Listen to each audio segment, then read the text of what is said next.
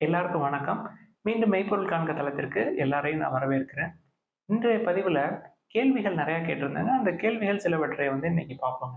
First general insurance corporation ஜிஐசிஆர்ஏ அப்படின்னு சொல்லிட்டு ஒரு கம்பெனி. அந்த கம்பெனி நல்ல வேல்யூவேஷன்ல இருக்கு. அத நம்ம ஏன் கன்சிடர் பண்ணக்கூடாது? ஏன் அத லிஸ்ட்ல சேர்க்கல? இன்சூரன்ஸ் செக்டாருக்கு நீங்க ஐசிஐசிஐ லம்பார்ட் சொன்னீங்க, ஸ்டார் ஹெல்த் சொன்னீங்க. அது பிஇ அதிகமா இருக்கு, வெயிட் பண்ணும் அப்படின்னு சொன்னீங்களே, ஏன் இத கன்சிடர் பண்ணக்கூடாது அப்படின்னு சொல்லி கேட்டிருந்தாங்க. நல்ல கேள்வி. இதுல வேல்யூவேஷன்ஸ் அப்படின்னு பார்த்தோம்னா, பிரைஸ் டு ஏர்னிங்ஸ் 8.69 இருக்கு. பிரைஸ் டு புக் 1.26 இருக்கு. டெட் டு ஈக்விட்டி கிடையாதுங்க. நல்ல வேல்யூவேஷன்ஸ்ல இருக்கு. ஓகே. ப்ரொமோட்டர்ஸ பாருங்க. ப்ரொமோட்டர்ஸ் கிட்டத்தட்ட ஒரு 80%க்கு மேல வச்சிருக்காங்க. 82.4% வச்சிருக்காங்க. ப்ரொமோட்டரோட இன்டெகிரிட்டி முக்கியம். கடைசி ஒரு வருஷத்துல ப்ரொமோட்டர்ஸ் 85.78ல இருந்து கன்டினியூஸா 82.4 வரைக்கும் வித்துக்கிட்டே இருந்திருக்கிறாங்க. இன்னமும் ஒரு 7-8% விற்பாங்க. அதுக்கு மேலேயும் விற்கிறதுக்கு வாய்ப்புகள் நிறைய இருக்கு. இது ஒரு காரணங்க. அடுத்து 2017ல இருந்து 2024 வரைக்கும் எடுத்துக்கிட்டோம்னா, தொடர்ந்து ரெவென்யூ குறைஞ்சுக்கிட்டே வருதுங்க. அவங்களோட பிசினஸ் குறைஞ்சுக்கிட்டே வருது. இதெல்லாம் தாங்க இது எடுக்காததுக்கு, இத கன்சிடர் பண்ணாததுக்கு முக்கியமான காரணம். ஆனா, இதே செக்டார்ல இருக்கிற ஸ்டார் ஹெல்த்த பாருங்க, இல்ல ஐசிஐசிஐ லம்பார்ட் பாருங்க. பிஇ இத விட கூட. ICICI லம்பார்ட்க்கு 35 BE. ஸ்டார் ஹெல்த்துக்கு 30. நம்ம 2மே இன்னும் குறையணும். முக்கியமா ஸ்டார் ஹெல்த்துக்காக நம்ம வெயிட் பண்ணிட்டு இருக்கோம். நம்ம ஏற்கனவே அத பத்தி பேசினோம். இப்ப ஸ்டார் ஹெல்த் எடுத்துக்கிட்டீங்கன்னா, கடைசி ஒரு 6, 7 ஆண்டுகள்ல 3 டைம்ஸ் அவரோட ரெவென்யூவ கூட்டியிருக்கிறாங்க. ஐசிஐசிஐ லம்பார்டும் ட்வைஸ் அப்படியே கூட்டியிருக்காங்க அவங்களோட ரெவென்யூ. ஸோ குரோத் ப்ராஸ்பெக்ட்ஸ் தெரியுது நம்மளுக்கு நல்லா அக்ரெசிவா டெவலப் ஆகி வர்றாங்க. நல்ல ப்ராஃபிட்டும் காட்டுறாங்க. ஸ்டார் ஹெல்த் கொஞ்சம் ஸ்லோ டவுன் ஆயிருந்தது. நடுவில் போன குவார்ட்டரும் ப்ராஃபிட் குறைஞ்சிருந்தது. தென் அவங்களுக்கு ஒரு சில இஷ்யூஸ் எல்லாம் இருந்தது. But over a period of time அவங்க அதை ரெக்கவரி பண்ணிடுவாங்க அப்படின்றதுனால அதை நம்ம பார்த்துட்டு இருக்கோம். இப்போ ஜிஐசியை பொறுத்த வரைக்கும் இந்த மாதிரி ரெவன்யூ ஃபால், தென் ப்ரமோட்டர் விற்கிறது, அவங்க ஸ்டேக்கை விற்றாங்க அப்படின்னா இன்னும் குறையும். ஐபிஓ பிரைஸ் 400, அதுக்கப்புறம் இப்போதான் 400 வருது. கிட்டத்தட்ட ஒரு 7-8 வருஷத்துக்கு அப்புறம். இது நம்மளால இவ்வளோ நாள் தாங்கிட்டு இருக்க முடியாதுங்க. அதனாலதான் நம்ம அதெல்லாம் கன்சிடர் பண்றது இல்லை. அடுத்தது ஆர்விஎன்எல் பத்தி கேட்டிருக்கிறாங்க. ரயில் விகாஸ் நிகாம் லிமிடெட் அப்படின்னு சொல்லிட்டு. வேல்யூவேஷன்ஸ் ரொம்ப ரொம்ப அதிகமா இருக்கு. First thing PE 63. இதோட மேக்ஸிமம் 625ல இருந்திருக்குங்க. இப்ப 400ல ட்ரேட் ஆகிட்டு இருக்குன்னு நினைக்கிறேன். கடைசி 5 வருஷத்தை எடுத்தோம்னா 1500% ஏறி இருக்கு. டு பி ஃப்ராங்க், நம்ம பஸ்ஸை விட்டுட்டோம். விட்ட பஸ்ஸை திருப்பி துரத்து பிடிக்கணும்னு நினைக்கக்கூடாதுங்க. ஃபர்ஸ்ட் திங் நிறைய நல்ல வேல்யூவேஷன்ஸ்ல இருக்கு. இதுல போய் இப்ப ஹையர் வேல்யூவேஷன்ஸ்ல வாங்கிட்டு கையை வச்சு நெருப்புல சுட்டுக்கூடாது. ஸோ இது விட்டுறது நல்லது இப்போதைக்கு. அடுத்து ஆக்சிஸ் பேங்க் பத்தி கேட்டிருக்கிறாங்க. ஆக்சிஸ் பேங்க் இந்த தடவை ரிசல்ட்ஸ் புவராக தான் இருந்தது. நெட் இன்ட்ரெஸ்ட் இன்கம் கொஞ்சம் ஒரு 12% வரைக்கும் ஏறி இருந்ததுங்க. நிறைய குறைச்சு அந்த 52 வீக் லோ வரைக்கும் கொண்டு வந்திருக்கிறாங்க. பிஇ 10.52ல நிக்குது. செக்டார் பிஇ கம்பேர் பண்றப்ப 10 கம்மியே தான் இருக்கு. செக்டார் பிஇ 17.89ல இருக்கு. Price to book 1.79. நல்ல ஸ்ட்ராங்கான பேங்க் தான், லார்ஜ் கேப் தான். நீங்க இந்த மாதிரி ஆக்சிஸ் பேங்க் கன்சிடர் பண்ணோம் அப்படின்னா ஸ்ட்ரிக்டா அந்த வேல்யூவேஷன் ரேஷியோஸை ஃபாலோ பண்ணுங்க. தயவுசெய்து பேங்கிங்கை பொறுத்த வரைக்கும் புக் வேல்யூக்கு ரொம்ப நியரரா இருக்கிற மாதிரி பாருங்க. 1.5க்கு கீழே பாருங்க அப்படின்னு சொல்லி நம்ம சொல்லுவோம் இல்லையா, மார்கன் ஹவுசல் அவர்கள் சொன்னதை. ஸோ உங்களுக்கு கன்சிடர் பண்ணணும்னு நினைச்சீங்கன்னா ஸ்ட்ரிக்டா வேல்யூவேஷன்ஸை ஃபாலோ பண்ணி 1.5க்கு கீழே பிரைஸ் டு புக் வந்தோடனே நீங்க கன்சிடர் பண்ணலாம். அடுத்து கல்யாண் ஜுவல்லர்ஸ்ல ஒரு கேள்வி கேட்டிருந்தாங்க. ஒரு நண்பர் வாங்கியிருக்கிறாரு.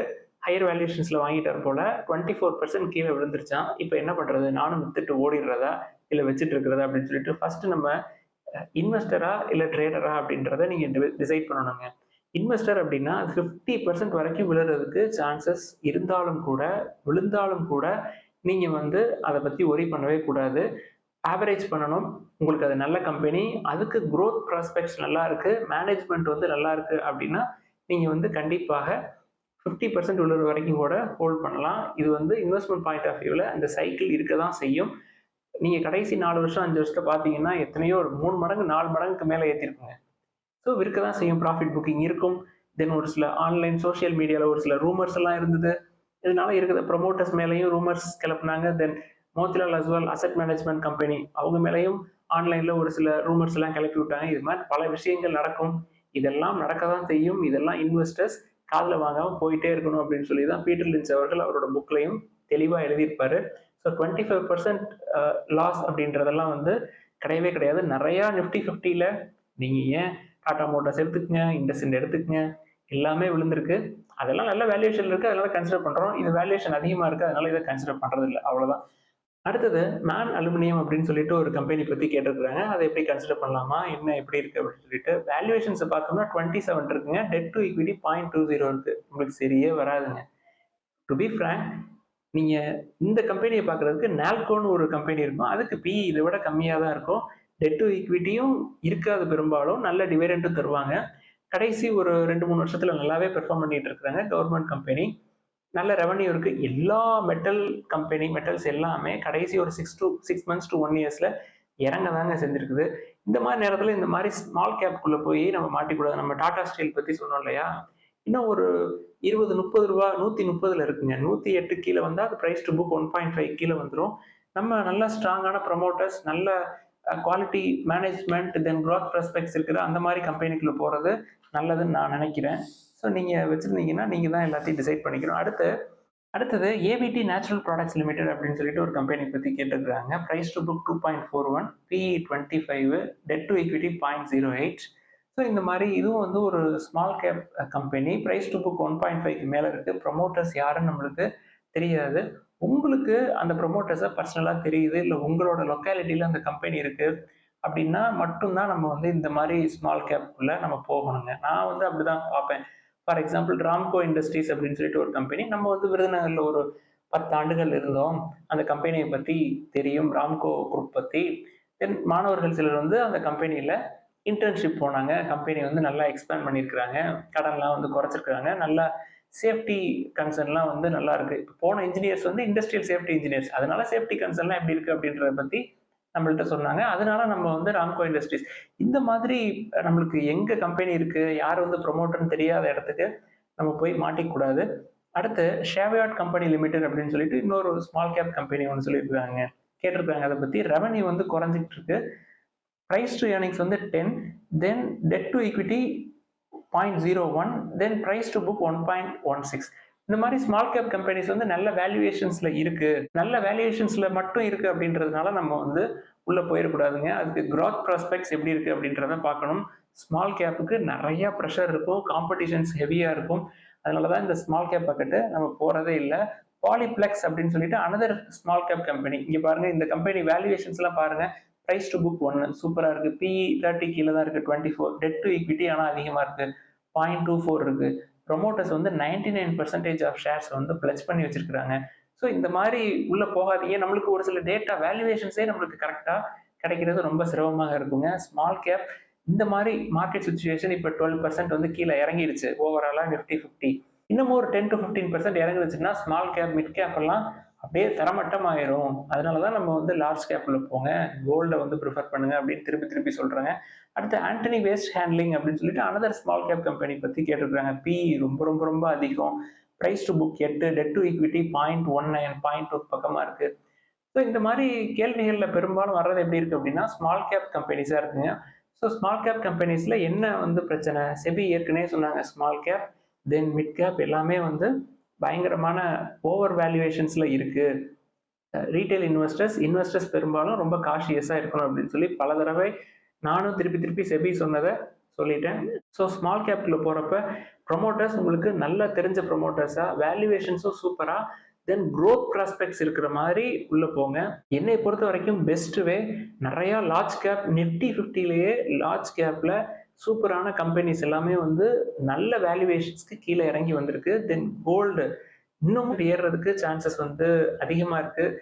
$3000 வரைக்கும் போகுமா கோல்ட் ஃபியூச்சர்ஸ். ஸோ இந்த மாதிரி நியூஸ் எல்லாம் வருது. நம்மளுக்கு அதுலேயே நல்ல அப்ரிசியேஷன் கிடைக்கும்.